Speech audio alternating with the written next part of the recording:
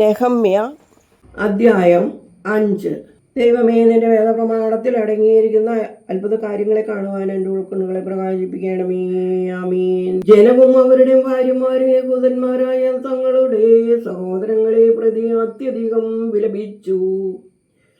ഞങ്ങൾ ഞങ്ങളുടെ പുത്രന്മാരും പുത്രിമാരുമായി വളരെ പേരുള്ളതിനാൽ ഞങ്ങളുടെ ഭക്ഷണത്തിന് ധാന്യം വേണം എന്ന് ചിലരും ഞങ്ങളുടെ നിലങ്ങളും മുന്തിരിത്തോട്ടങ്ങളും വീടുകളും പണയം എഴുതി ഭിക്ഷക്കാലത്ത് ധാന്യം വാങ്ങേണ്ടി വന്നിരിക്കുന്നുവെന്ന് ചിലരും രാജഭോഗം കൊടുക്കുവാൻ ഞങ്ങൾ നിലങ്ങളിന്മേലും മുന്തിരിത്തോട്ടങ്ങളിന്മേലും പണം കടം മേടിച്ചിരിക്കുന്നു.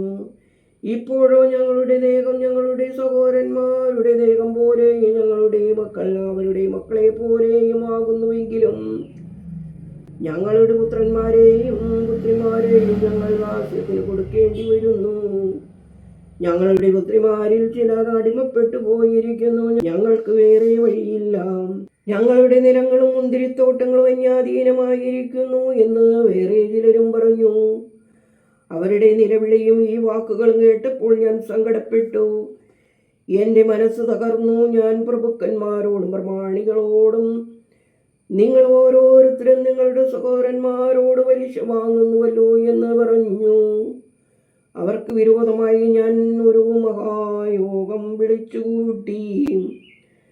ജാതികൾക്ക് വിറ്റിരുന്ന നമ്മുടെ സഹോദരന്മാരായ യഹൂദന്മാരെ നമ്മാൽ കഴിയുന്നിടത്തോളം നാം വീണ്ടെടുത്തിരിക്കുന്നു. നമ്മുടെ സഹോദരന്മാർ തങ്ങളെ തന്നെ നമുക്ക് വിൽക്കുവാൻ തക്കവണ്ണം അവരെ വീണ്ടും വിൽക്കുവാൻ പോകുന്നുവോ എന്ന് ഞാൻ അവരോട് ചോദിച്ചു. അതിന് ഒരു വാക്കും പറയുവാൻ കഴിയാതെ അവർ മൗനമായി നിന്നു. ഞാൻ പിന്നെയും പറഞ്ഞു, നിങ്ങൾ ചെയ്യുന്ന കാര്യം നന്നല്ല. ചുറ്റുമുള്ള ജാതികളുടെ പ്രവൃത്തികൾ പോലെ നിങ്ങളും ചെയ്യുന്നു. നമ്മുടെ ദൈവത്തെ ഭയപ്പെട്ട് നാം നടക്കുന്നില്ല. ഞാനും എൻ്റെ സഹോദരന്മാരും എൻ്റെ മക്കളും ശേഖരിച്ച ഗോതമ്പ് വാങ്ങിച്ചു ജനത്തിലുള്ള ദരിദ്രന്മാർക്ക് കൊടുക്കുക. നിങ്ങൾ ഇന്ന് തന്നെ അവരുടെ നിലങ്ങളും മുന്തിരിത്തോട്ടങ്ങളും ഒലിവ് തോട്ടങ്ങളും വീടുകളും മടക്കി കൊടുപ്പിൻ. ദ്രവ്യം, ധാന്യം, വീഞ്ഞ്, എണ്ണ എന്നിവയും കൊടുപ്പിൻ.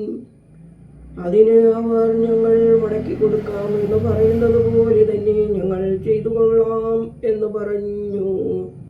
അപ്പോൾ ഞാൻ മഹാപുരോഹിതന്മാരെ വിളിച്ച് ഈ വാഗ്ദാനപ്രകാരം ചെയ്തു കൊള്ളാമെന്ന് അവരുടെ മുമ്പിൽ വച്ച് അവരെ കൊണ്ട് വൈദങ്ങളെ കൊണ്ടുപോലും സത്യം ചെയ്യിച്ചു.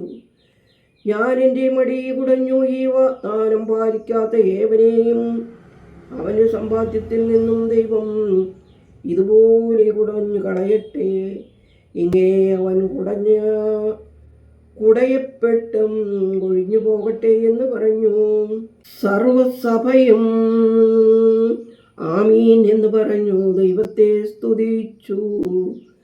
ജനം ഈ വാഗ്ദാനപ്രകാരം പ്രവർത്തിച്ചു. ഞാൻ യഹൂദ ദേശത്ത് അവരുടെ ദേശാധിപതിയായി നിയമിക്കപ്പെട്ട നാൾ മുതൽ അർത്താശ്വത്ത് രാജാവിൻ്റെ 20-ാം ആണ്ട് മുതൽ അവൻ്റെ 32-ാം ആണ്ട് വരെ 12 സംവത്സരം ഞാനും എൻ്റെ സഹോദരന്മാരും ദേശാധിപതിക്കുള്ള വീഞ്ഞും മറ്റും വാങ്ങിയില്ല. എനിക്ക് മുമ്പേ ഉണ്ടായിരുന്ന ദേശാധിപതിമാർ ജനത്തിന് ഭാരമായിരുന്നു. അവർ 40 ശേക്കൽ വെള്ളി വീതം വാങ്ങിയത് കൂടാതെ അപ്പവും വീഞ്ഞും കൂടെ അവരോട് വാങ്ങി. അവരുടെ ഭൃത്യന്മാരും ജനത്തിന്മേൽ കർത്തൃത്വം നടത്തി വന്നു. ഞാനോ ദൈവഭയം മൂലം അങ്ങനെ ചെയ്തില്ല. ഞാൻ ഈ മതിലിൻ്റെ പണിയിൽ തന്നെ വിറ്റിരുന്നു. ഞാൻ ഒരു നിലവും വിലയ്ക്ക് വാങ്ങിയില്ല. എൻ്റെ ഭൃത്യന്മാരെല്ലാം ഈ പണിയിൽ ചേർന്ന് പ്രവർത്തിച്ചു പോന്നു.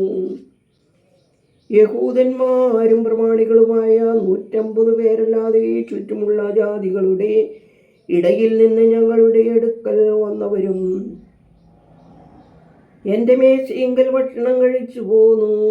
എനിക്കൊരു ദിവസത്തേക്ക് ഒരു കാളയെയും വിശേഷമായ 6 ആടുകളെയും പാകം ചെയ്യും, പക്ഷികളെയും പാകം ചെയ്യും. 10 ദിവസത്തിൽ ഒരിക്കൽ എല്ലാവിധ വീഞ്ഞും ധാരാളം കൊണ്ടുവരും. ഇങ്ങനെയെല്ലാം വേണ്ടിയിരുന്നിട്ടും ഈ ജനത്തിൻ്റെ ക്ലേശം കഠിനമായിരുന്നതിനാൽ ദേശാധിപതിക്കുള്ള ഭോഗം ഞാൻ ആവശ്യപ്പെട്ടില്ല. എൻ്റെ ദൈവമേ, ഞാൻ ഈ ജനത്തിനു വേണ്ടി ചെയ്തതെല്ലാം എനിക്ക് നന്മയ്ക്കായി ഓർക്കണമേ. ദൈവമേ, സ്തുതി നിനക്ക് യോഗ്യമാകുന്നു. പാർക്കുമോർ.